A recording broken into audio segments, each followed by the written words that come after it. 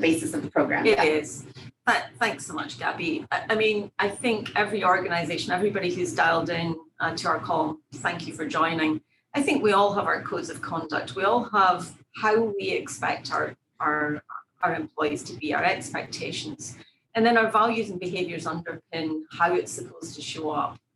And I will share that you see the little graph on the right, somewhere between 2016, 2017, we were seeing our harassment, intimidation, retaliation, and discrimination cases just beginning to incline to the level that we said, we took a couple of paces back and said, what really is going on here? How do we get behind, doing more speak up didn't feel like the right solution here.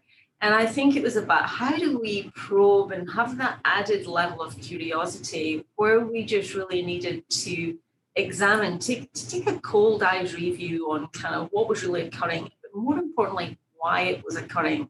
And this is where Barb and the team really got into that curious space. So I know Gabby's got some great questions for Barb here to get us into what the product actually is and how it was developed. So just to build on that, I know Gulf of Mexico, Barb, has been on an 8-year journey of continuous improvement for its ethics and compliance program. And you all do a great job at innovative programs that kind of operationalize ENC. So kind of talk to us. So Working in the Gray was developed in 2018. Why was it developed? Tell us how that became kind of the brainchild within GOM. Absolutely. I had just come back to the Gulf of Mexico from an overseas assignment and just had seen quite a few issues and cases being raised.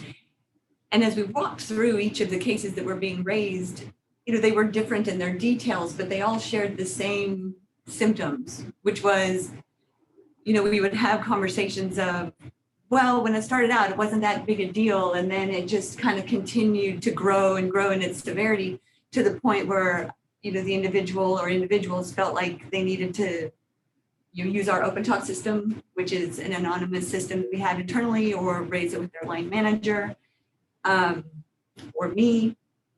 And with all of that, it became pretty clear that there was something missing. When things were small, kind of laugh it off, it's fine, it's probably not that bad, maybe it's just me, and I've made those excuses, and I know other people have made those excuses as well, and to the point that it had grown into something that was just not manageable. So what we decided to do was start something that kept the small things small and recognized that kind of know what's the right things to say, like, how are you, nice weekend, and all the way to the things not to say, which I'm not going to say. And so it's in between here and there is this big gray area where I am maybe more comfortable than you might be comfortable. And so how do you know? How do you know? Who knows what's okay for me until we talk about it? So what we decided to do, kind of if you think about the safety journey where we started, in the 90s, you think about the safety journey where previously one would say, hey, don't put your hand there, or hey, hold the handrail. He was very demanding on what you would do in a safety culture. We grew from that and created safety observation conversations. Hey, if you would hold the handrail, you wouldn't fall. Don't you have family that cares for you? And you start describing the why you would want to do something more safely. So if you take that concept and bring it into working in the gray, you start to understand why if I'm by myself in an open environment and I'm talking politics with a friend of mine and I like whoever and they like whoever and we're being very open about it, that's fine for us. But as people walk by, maybe that's not so fine. And maybe there's something that, really is damaging that's happening in their life where that wouldn't be an okay conversation. So rather than just say, hey, don't talk about politics, we thought we would take a different tact and just have conversations about what might you be thinking or doing when you are having those conversations. But what it means is that you have to be a participant and not a bystander. And so we really spent quite a bit of time getting people to open up, be vulnerable, think about their role, think about how, their views and their approaches may not be that good all the time. So it sounds like it was really about stepping into the shoes of others and kind of understanding how people are feeling. So past the science of compliance, we're talking now about people's emotions, people's feelings, and their comfort levels. So will you share with the audience, Barb, what are the elements of the program, the Working in the Gray program? Yeah, thanks, Gabby. I think there's a few things that we found that we needed to have. So one thing was that it had to be the right environment. Couldn't be stuffy and, just a bunch of slides. As a matter of fact, when we went through ours, we maybe had 3 or 4 slides. It's just an environment where you can open up and talk about things, and you do it kind of in a fun way. We would always have ethics compliance in the room. We would always have our lawyer in the room. We would always have our HR in the room. But it's not because we were looking for police or anything. We were looking for experts, because when you have conversations about the uncomfortable things, I won't have the answers, and that's for sure. And so I rely on my very good colleagues to help me when I struggle or when we struggle. And so creating a fun environment, using real life examples always helps. One of the kind of examples that we would use to just try and get people to relax a little bit is, I'm going to use an example, yes. Yogi. All right. Is it okay to compliment a coworker?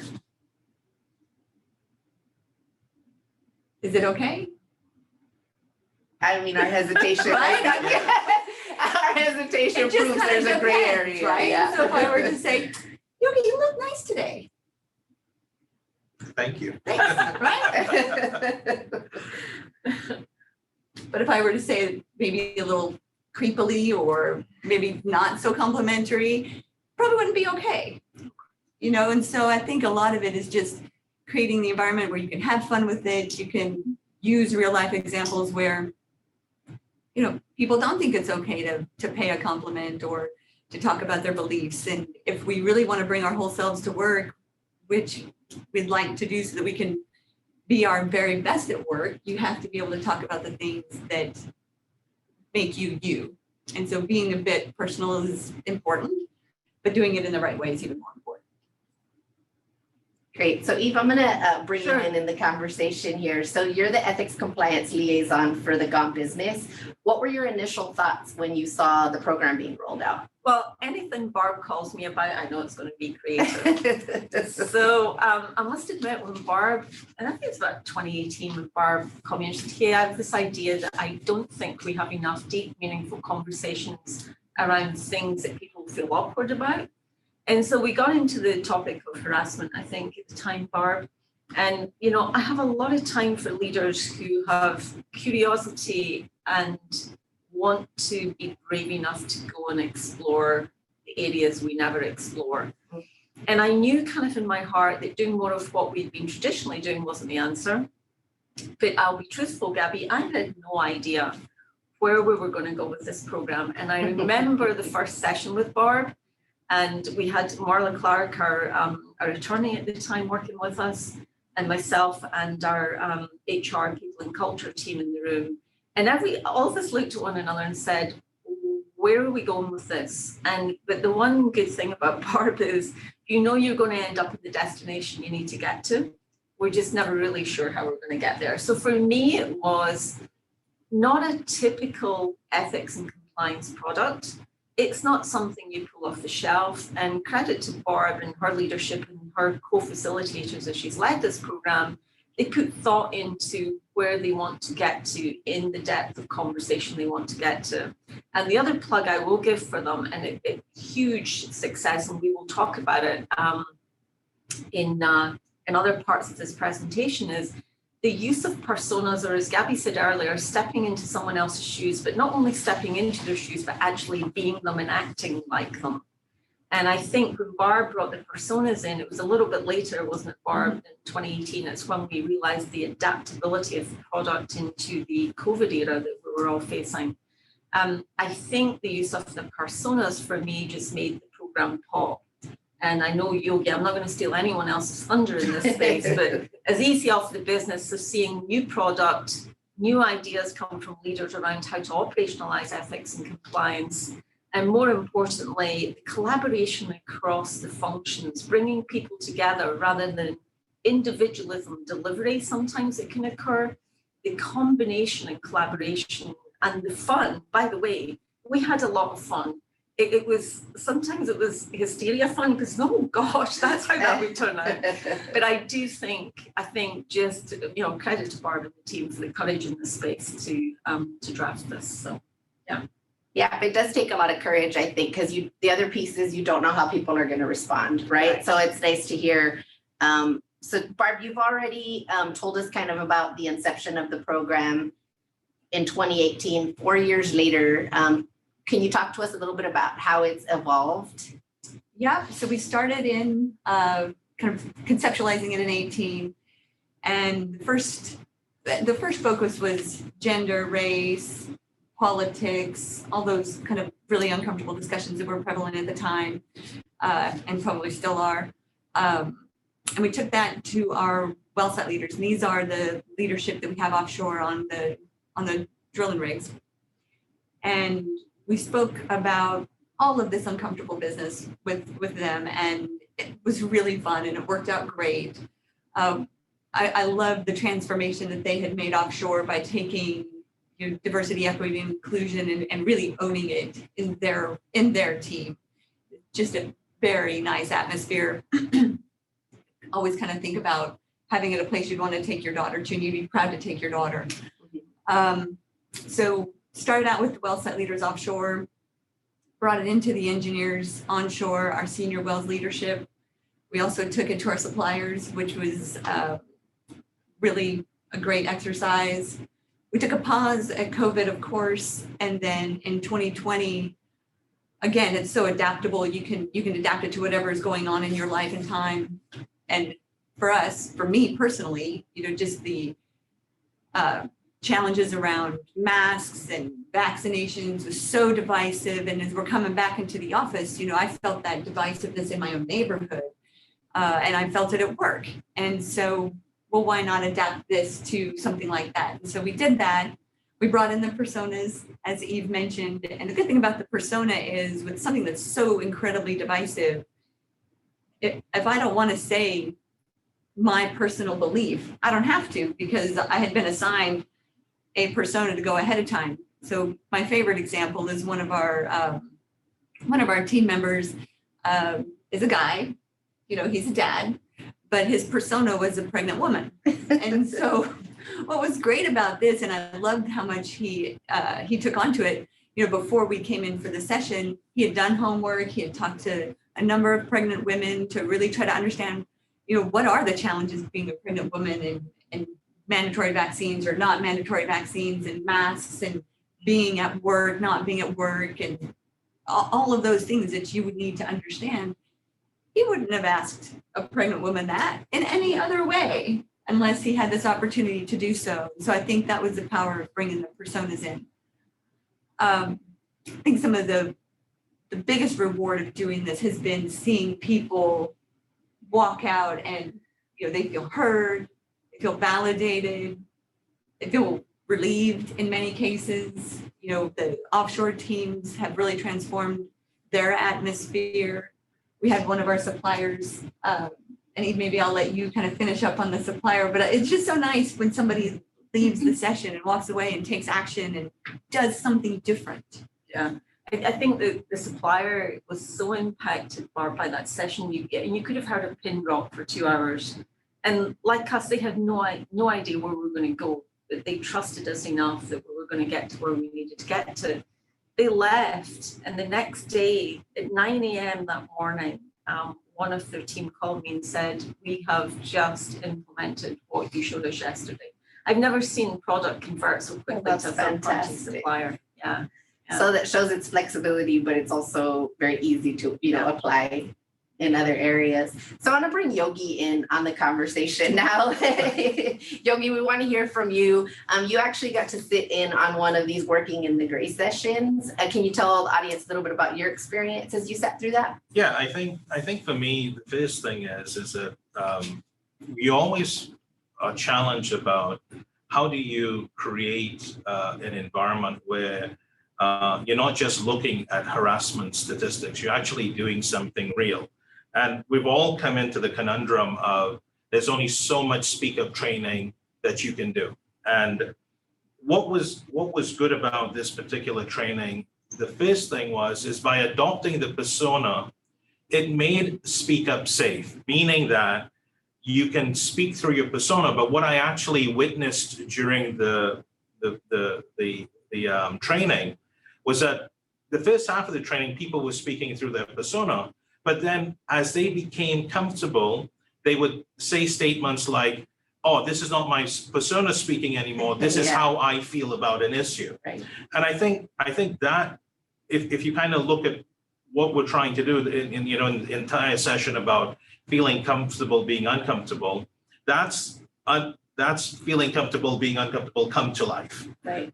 So it created a safe space for people to speak up. The other thing that I experienced was in the room, I could see other senior leaders in the room, and I saw all different grade levels.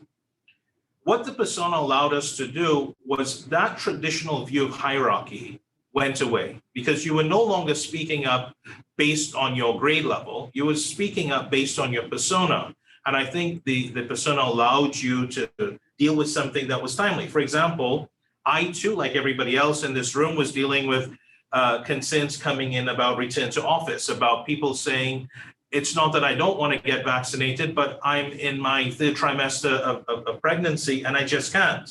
Or someone having an immune compromised situation where they've already taken medication that would have genuine cases, but people feeling that they couldn't necessarily speak about those things. So not only were the personas a way of making speak up safe, because it was timely, it didn't make an ENC issue feel irrelevant. It made it feel that the culture that we're creating, this culture of care within the company, it made it come to life. So having experienced the training, what I would say is that this was a way of tackling issues that we worry about from a data perspective and making it real and making sure that your culture is more robust. That's how I felt about it.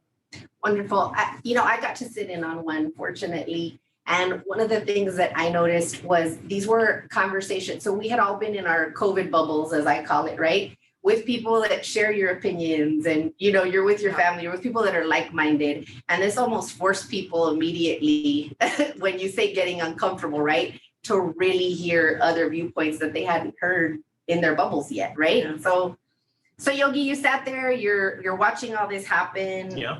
What are your thoughts on the program itself? Like innovative, unique. Talk to us about why this program is those things. I think like every ENC professional that we have listening to us today, there's always product coming out of the central team.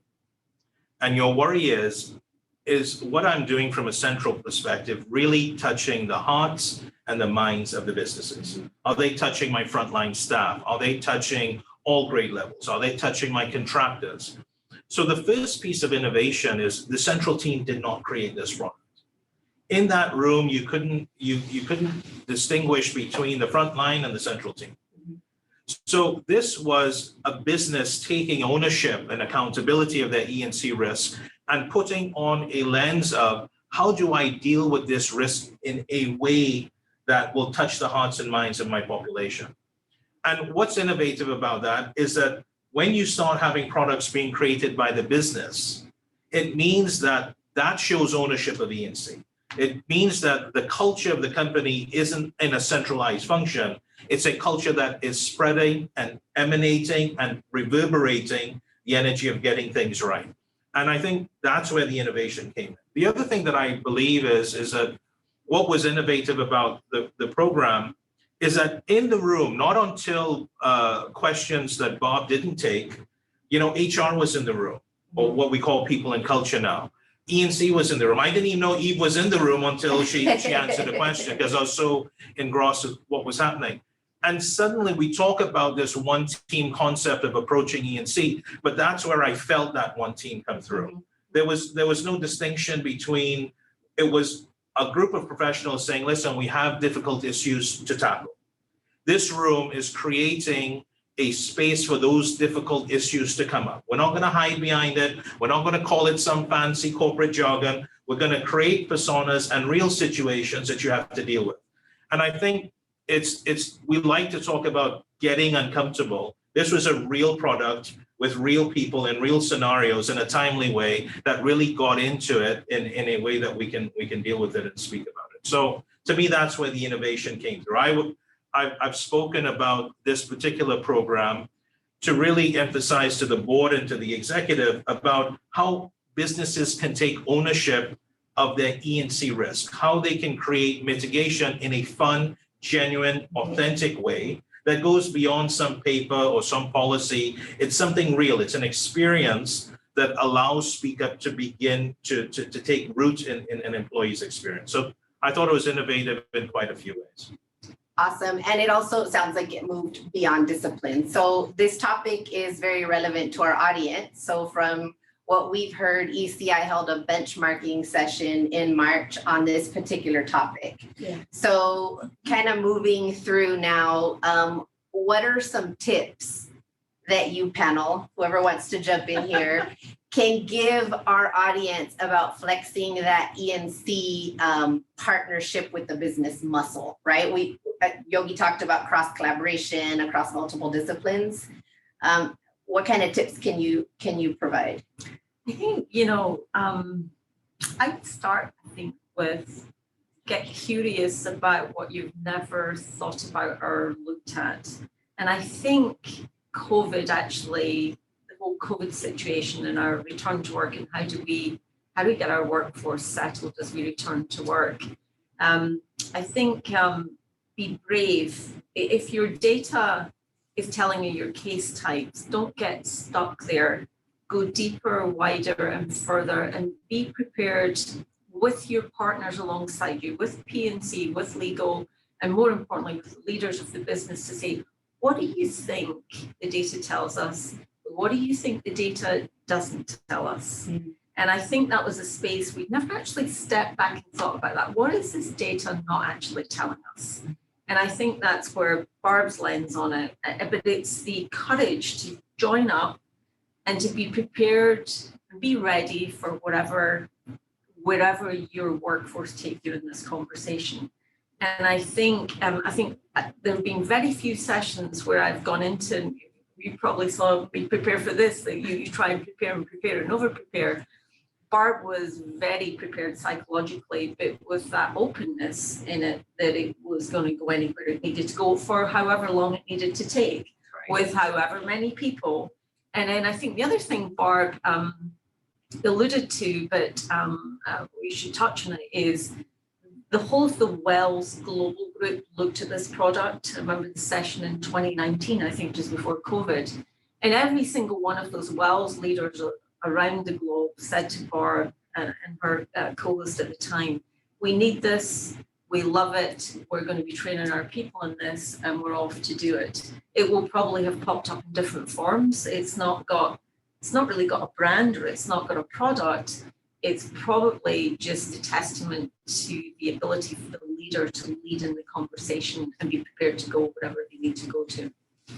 Yeah, I think one of the big things for me, Gabby, in terms of tips, is that you can get into inertia and do a lot of looking at more data. The thing that Bob and the team have been able to do with this product is that real and comfortable issues were discussed in the room. Mm-hmm. Issues of retaliation and how does it come across that people aren't uncomfortable speaking up, they're uncomfortable with the consequences that may come from speaking up. And I think when I talked about breaking down the hierarchy, it also, you heard from very junior levels of the forms that retaliation can take.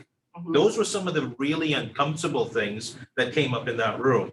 I think every session, and Eve has said it, this program has been in development, but every session has brought on something new. It has taught the company something new. And I think, as you get into it, don't try and make it perfect. Don't try and put so much data into something that you think you need to get after it. I think try, because I've seen these sessions, and Bob and Eve can help me here, but I've seen them just mature and grow from strength to strength. And I think they became more uncomfortable. The issues coming out became more uncomfortable as they went on, you know. Well, I think, I guess a couple of things for me when it comes to the collaboration. You know, early in my career, the likelihood of me calling somebody in E&C or P&C probably was pretty low, and it had to have gotten pretty bad for me to make the call. But I think one of the things that makes this differential is the trust that I have in those extended teams, and we as a company have in the extended teams. I would never hesitate a second to call you Ms. Eve. Thank you. You know, I just wouldn't, and I do view my legal and HSE, HR, all my friends and people who care about me and the outcome.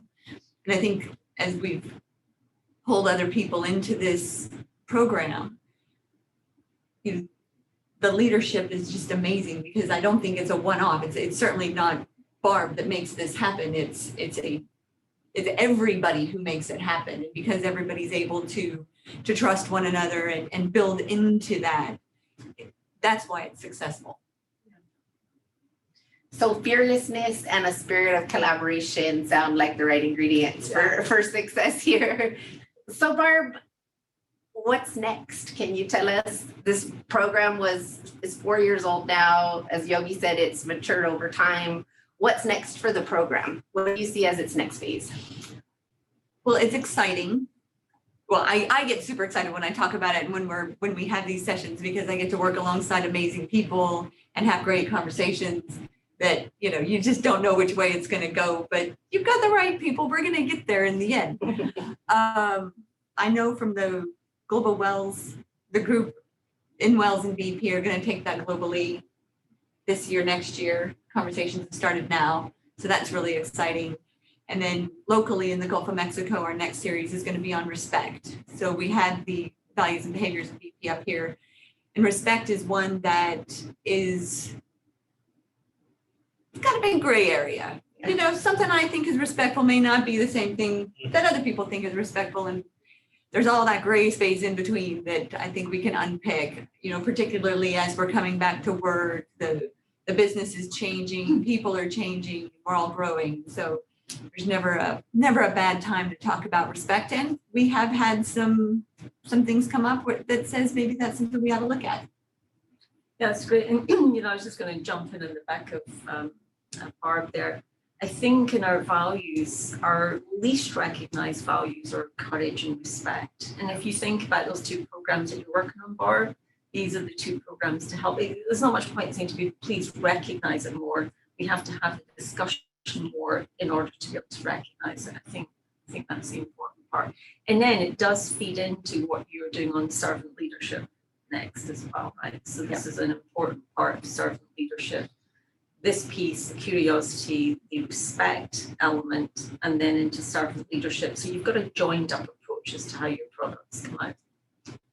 I think we've got some great questions here, Kathy. I think so too. Yeah. And I wanted to remind others, if you have examples of how you've gone deeper into Speak Up to contribute to the conversation, or you have any questions, please go ahead and take advantage of the chat. I want to ask one more question of Barb before we jump into questions. So we have some folks in the audience that might have decided, like your supplier did, hey, I want to jump in and do this, Barb. Can you tell us a little bit about how they would get started? Talk about Train the Trainer a little bit. Just where would they go? Yeah, it has been one of those things that once you see it, then it makes more sense. I do kind of feel like doing it in a panel session like this is helpful, but it doesn't kind of get it until you see it kind of thing. So we have done we've shared our slides, which are not exciting. They're like 3 slides. The exciting things are the questions that you ask that can be incredibly uncomfortable. Like, did you homeschool your kids during COVID? You know, some might be appalled by that, and other people are like, of course I did. But it's one of those things. So it's more about the questions that you ask, and then creating that environment for people to actually feel like they can tell you what they're thinking or what their personas are thinking, so that, you know, you created that environment. So I think number one, keep it simple and keep it open and fun. The immediate time somebody thinks that there's somebody writing a note about how they answered a question, you're going to lose the courage, the openness, the vulnerability. So we don't actually record any of them. We've been asked to record them. We don't record them because, again, people are in a trusted environment, and that's not the point. But we have brought in a couple trainers to train the trainers, which was great. Love the fact that they were interested and took it back into their groups and carried on the sessions and enjoyed it. But honestly, anybody here can get in contact with any of the panel members here, and we'd be really happy to share our experiences and help you get started. Barb, just to build on that, what did you and Brandon, what like was the conversation with you and Brandon as you went into that first session together?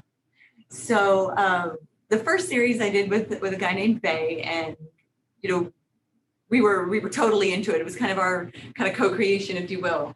And then they had moved on, and there was another gentleman, Brandon. I'm like, hey, Brandon, you want to do this with me? And he's like, no, no, I don't.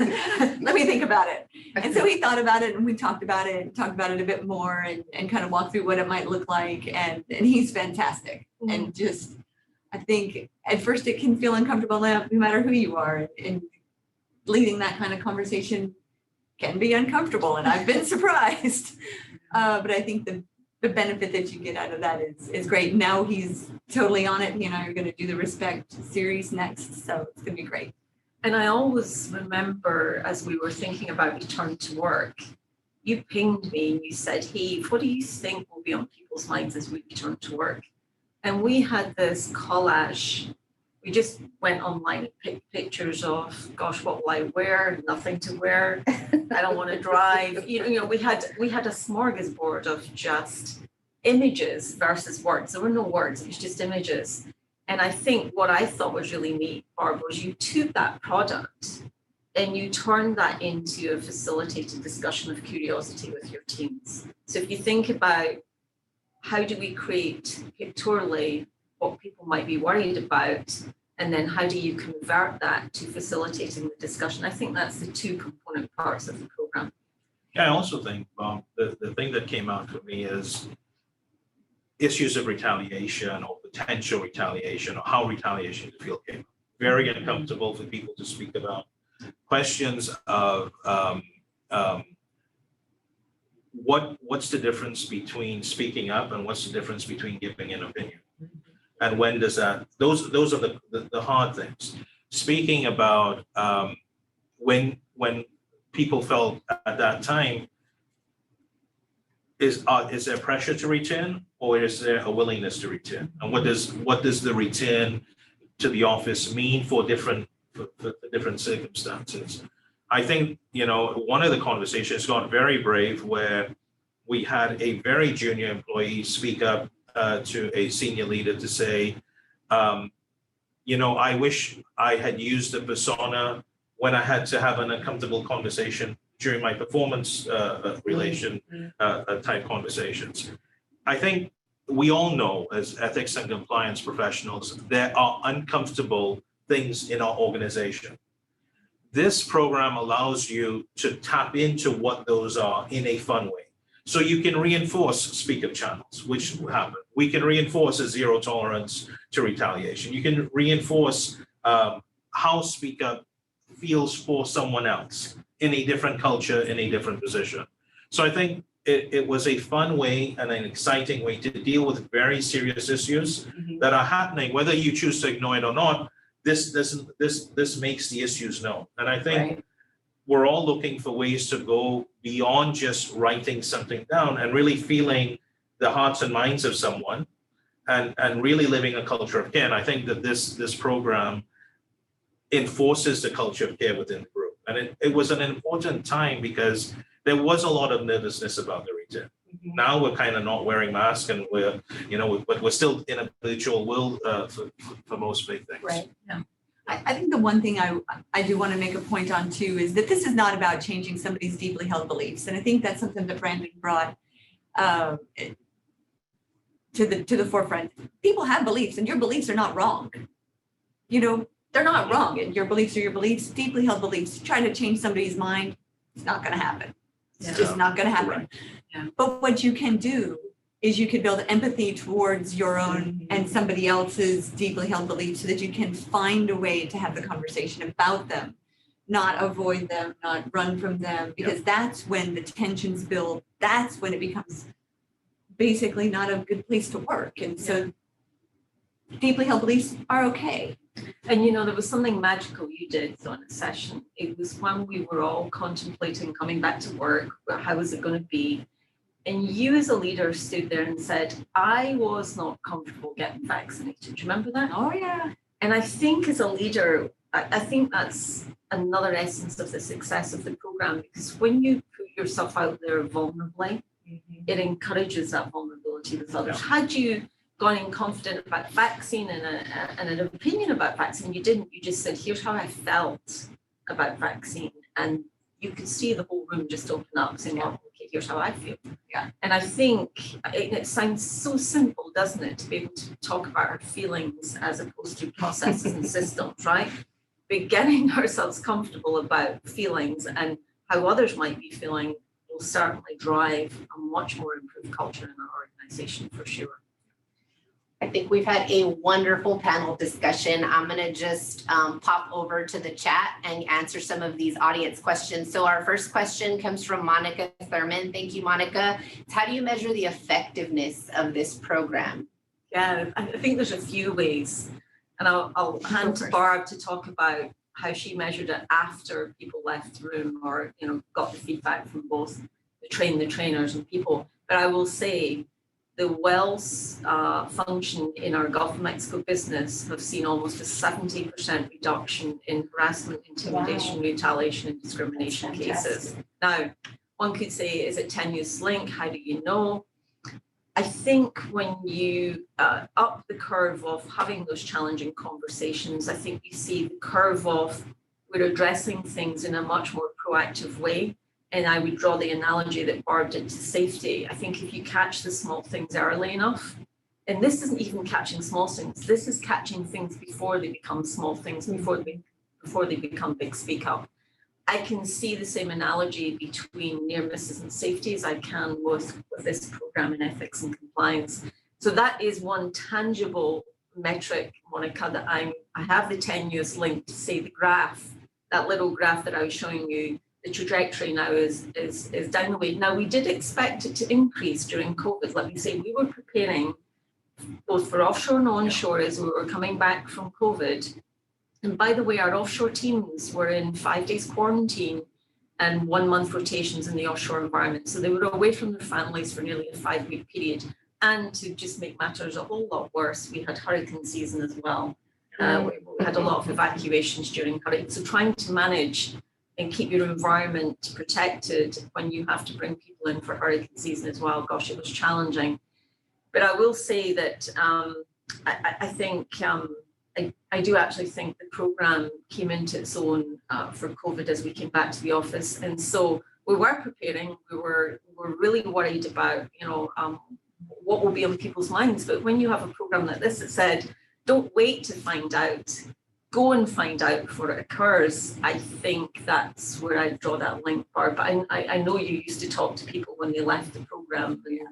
Well, feedback was one way that we measured the effectiveness, and just by people coming and saying that they feel heard, they feel visible, they feel like they matter. I think that's one, you know, really great way to demonstrate effectiveness, and it feels good. But there's more than feelings. I'm also an engineer, so there has to be data behind this. And we did a pre and post survey on the last COVID series because we weren't sure how the COVID thing was going to go because it was very divisive. And so we sent a pre-survey out, kind of basically a scale 1 to 5 around empathy. None of these, I can relate to none of these personas. I relate to all of them and I believe in all of them, the kind of the range. And from the pre-survey to the post-survey, same questions. We saw a full markup jump from pre and post. Pre, it was, yeah, I can kind of see them, but I don't understand them. To post-survey being, I see them and I understand them. So I think just knowing that if nothing else, we were able to kind of create not change deeply held beliefs, but create an environment where they could be appreciated, for me, was a measure of that effectiveness. Wonderful. So we got another question. Is there anything else you've done with employees or leaders to create a psychologically safe climate where people can speak authentically about issues that are important to them or the company? Yeah, I think there's quite a chunk of work we've done within both operations wells and projects within Gulf of Mexico around psychological safety. A lot of Brené Brown's work in nurturing that speak up culture. And if you think about it, it sits very naturally in safety, right? You want people speaking up as early as possible when they see something unsafe or they see something that they want to correct. And I think, there's been a lot of, and wells operations and projects all do it differently, and it's fine. But the foundation of what we've been using is a lot of Brené Brown's work in that space, seeing tangible results on the operations side. In fact, the operations team for the business last year, for the last 6 months of the year, they focused solely on psychological safety. And then Fiona in our projects group, 4Q and into 1Q, her boss, Ewan Drummond, for the whole of global projects, took each of his leadership through psychological safety, and they have those tied to their performance objectives as well, the key psychological safety aspects. So multiple products, Ernie, if it was yourself to ask that question, multiple projects across multiple areas in the business, and everybody just tweaking it a little bit differently, but that's fine. Thanks, Eve. Another one that came in, one thing I've always appreciated about BP is the way ENC partners with its leaders on programs like this. Any suggestions on how people can create that kind of energy and alignment in their own organization? Why don't I take a that one? step? Yeah. So I think long gone are the days where ENC is a separate organization on itself. I think we have enough strategic partners in the environment we're in. I think during COVID, there were so many issues about mental health. There were so many issues about diversity, equity, and inclusion. There were so many issues about do we look at the traditional ways of working versus hybrid ways of working to be more inclusive to all the generations. Mm-hmm. There were issues around ageism and how do you transition to net zero, especially for us in an energy company, and how do you make sure that you use the talents of everyone? And when you look at the host of issues that this period of history has brought on, we're now looking at situations of war globally and where we choose to do business and where we don't choose to do business. Ethics and compliance is at the very heartbeat of transitioning companies.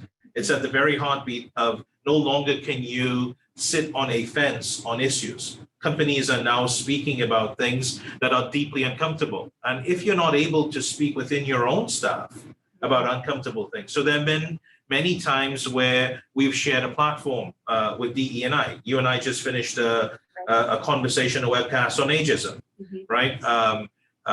We have partnered with PNC on inclusive training for our new leaders.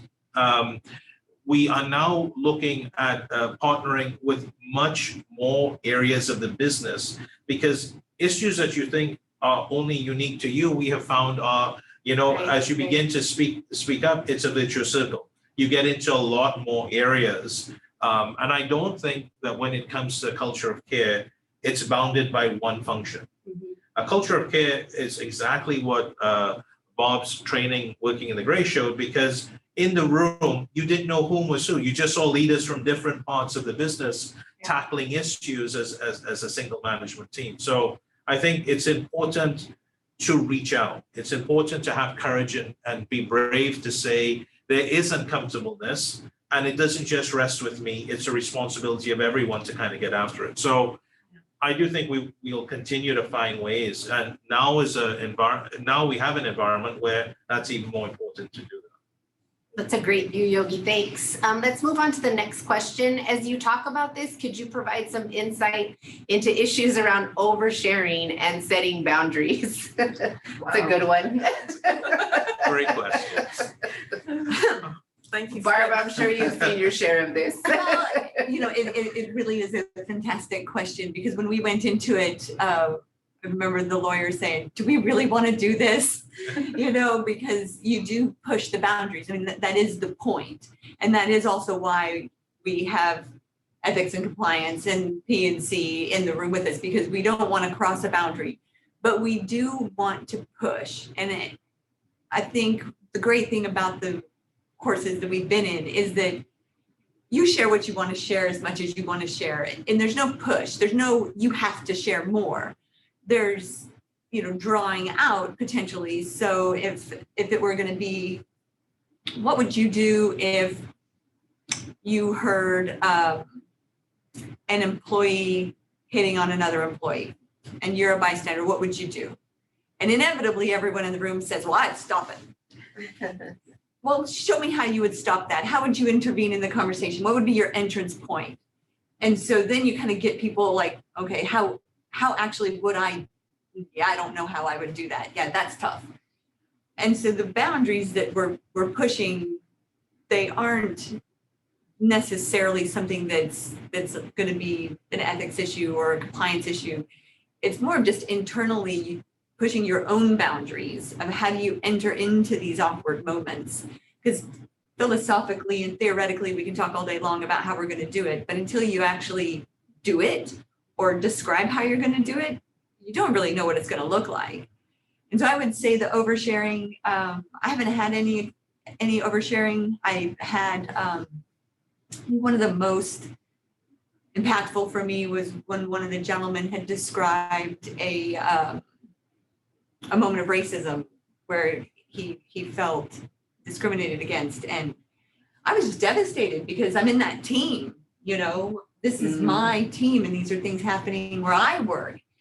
And I think that for me, I would never describe that as oversharing. I think he was very brave and courageous to have done that in the form that he did it in. And I think if anything, it's about people share to the limit that they're able to do in the moment. And I'm grateful for those. Yeah. And it seems like those can become powerful moments, right? When, I'm going to do the air quotes, but oversharing in that instance was a powerful moment. Let's see, our next question is from Kelly Johnston. Will you be sharing your program structure to be able to pick and choose what and how we can utilize in our organizations? Yeah, absolutely. I think we, on our last slide, the slide that we probably won't show, but you have our contact names. And I think all of us, any of us, or whoever you want to talk to about this program, we'd be happy just to follow up, or even, I've actually even thought about we would act out a session, a sort of 10-minute skit, just with a few of us in it, which I think would be helpful. And then, of course, anybody who's in Houston, if we are, obviously we can't invite you to a VP session, but we'd be happy to meet face-to-face as well. We're back in the office now. So I do think face-to-face conversations have been missing for the last couple of years. And then, of course, if people wait another year, I'm sure we'll all be at ECI in New York next year for the big celebration as well. So we'll be there. So we can certainly arrange a follow-up then as well.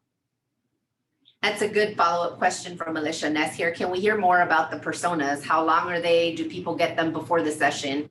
Maybe see an example? Yeah, so for the COVID series, we had 7 or 8 personas. And what we did was we would share them we would share one persona with each individual. So we'd go through the list of attendees. About 2 weeks before the session, we would send out a personalized email to each attendee with their persona. So they didn't know how many personas there were. They didn't know what anybody else got. They just know what they got.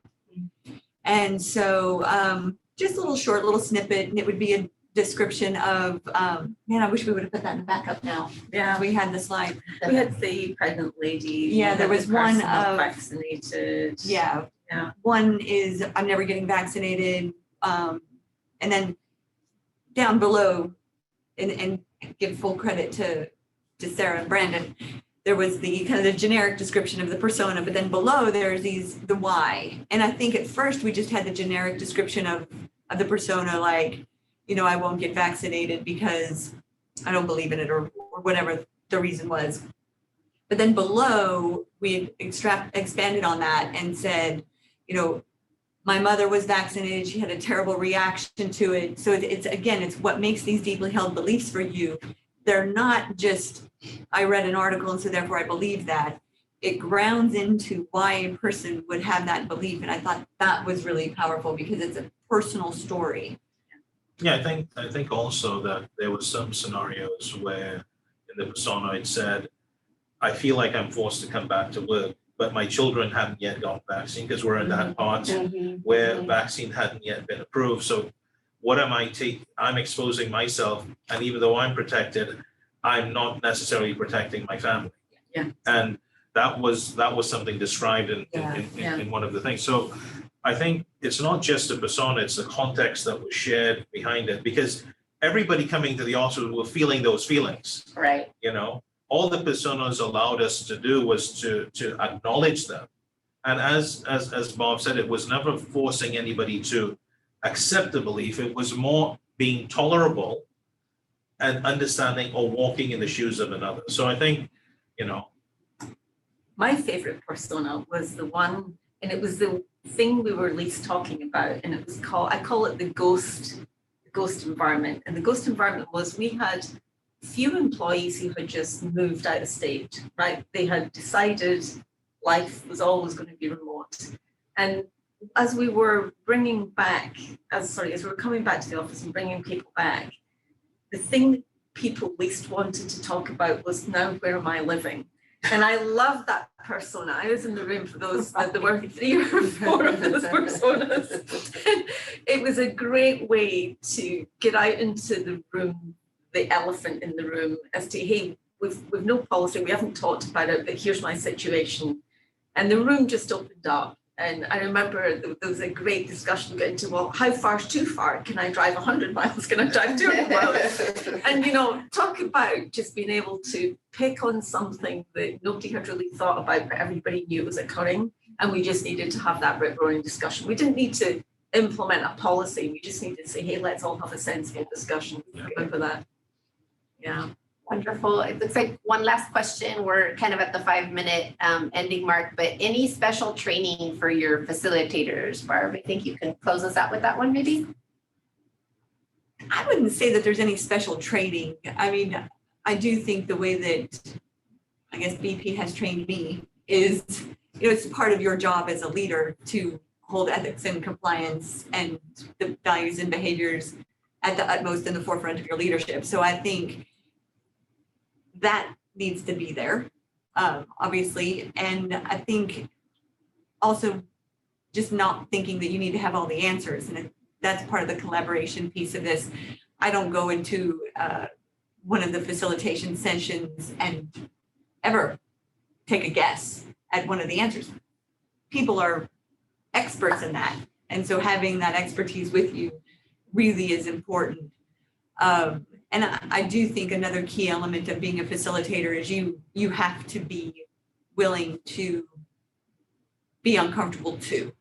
You know, if you're standing in the front and you're passing the mic and you just have all the answers and it's easy for you, you're not relatable. That's not going to be the way that you're going to get people to open up. So I would say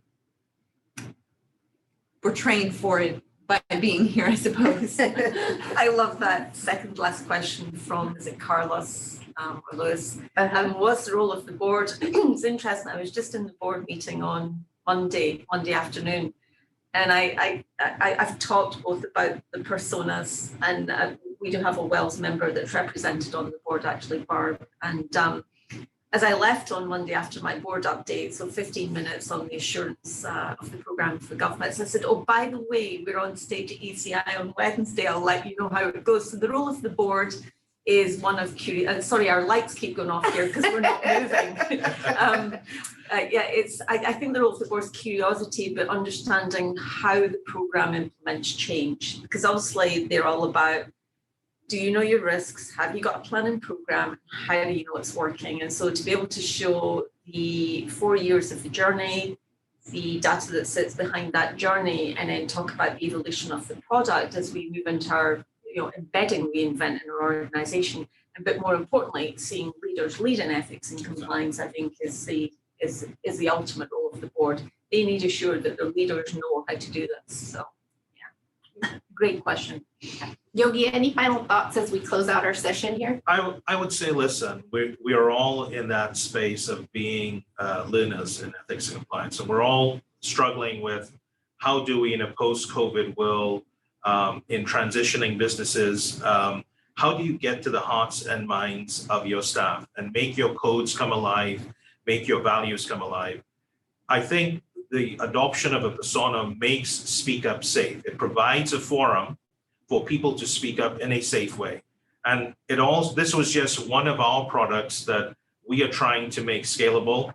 ECI is a place to share great ideas. And we have learned over the years so many great ideas from you. And this is just one that we are sharing. But in the areas that we're struggling, our struggles are not unique. You guys had return, we have return. And we are, the problems that we're all facing in terms of, how are we going to adapt to our anti-discrimination? How are we dealing with consumer data? How are we improving privacy? How are we adapting our codes as the world begins to change? Are things that we should all speak and share and learn from. And if there's more that we can do, whether it's Bob this time or some other product or another ECL like Eve, we're very happy to do it. And but thank you all for listening to us virtually. We can't wait to meet again in person. And if there's things that we can help with, please don't hesitate to reach out. Yeah, thank you, everyone. Thank you. Thank you. Thanks, everyone. Bye-bye.